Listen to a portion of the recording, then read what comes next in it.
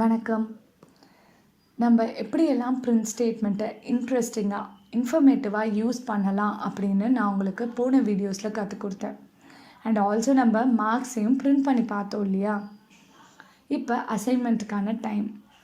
So நம்ம assignment பண்ணுறதுக்கு time டேபிளை பிரிண்ட் பண்ணி பார்க்கலாம். அந்த டைம் டேபிளோட பிக்சரை நான் உங்களுக்கு காட்டுறேன். அதில் என்ன இருக்குது பாருங்கள்.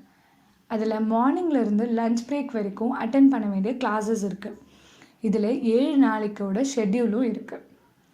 இந்த டைம் டேபிள் பிரிண்ட் பண்ணுற கோடை நான் எழுதியிருக்கேன். சரிங்களா? இப்போ பைத்தானில் போயிட்டு நான் எழுதின டைம் டேபிளோட அவுட்புட்டை பார்ப்போம். நான் இப்போ கோடை ஹைட் பண்ணிக்கிறேன்.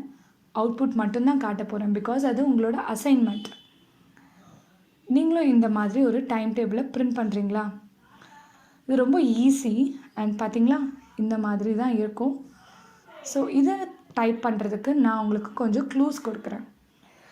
உங்களுக்கு ஒரு blank லைன் பிரிண்ட் பண்ணணுன்னா print/n கொடுங்க.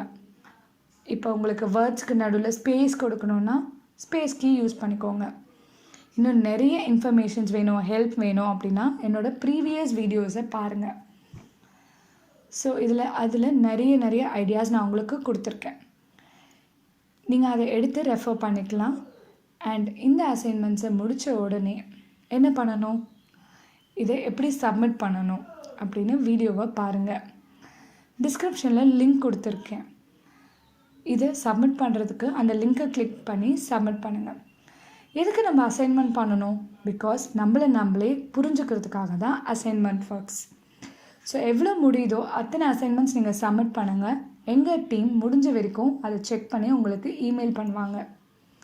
இதெல்லாம் முடித்த பிறகு உங்களுக்கு ஏதாவது புதுசாக பண்ணணும்னு நினச்சிங்கன்னா ஆல்ஃபபெட்ஸை பிரிண்ட் பண்ணி பாருங்கள். இங்கே நான் ஒரு கோடு எழுதியிருக்கேன் ஆல்ஃபபெட் ஏ பிரிண்ட் பண்ணுறதுக்காக. ஸோ நான் இப்போ இங்கே காட்டுறேன் பாருங்கள். ஒரு பேப்பரில் ஒரு ரஃப் ஃப்ரேம் ஆஃப் ஸ்கொயர்ஸ், அதாவது ஸ்கொயர்ஸ் இருக்கிற ஃப்ரேம் வரைஞ்சிக்கோங்க. சில ஸ்கொயரில் மட்டும் ஹேஷ் சிம்பிள் போட்டிருக்கேன், அதாவது ஆல்ஃபபெட் ஏ வர மாதிரி.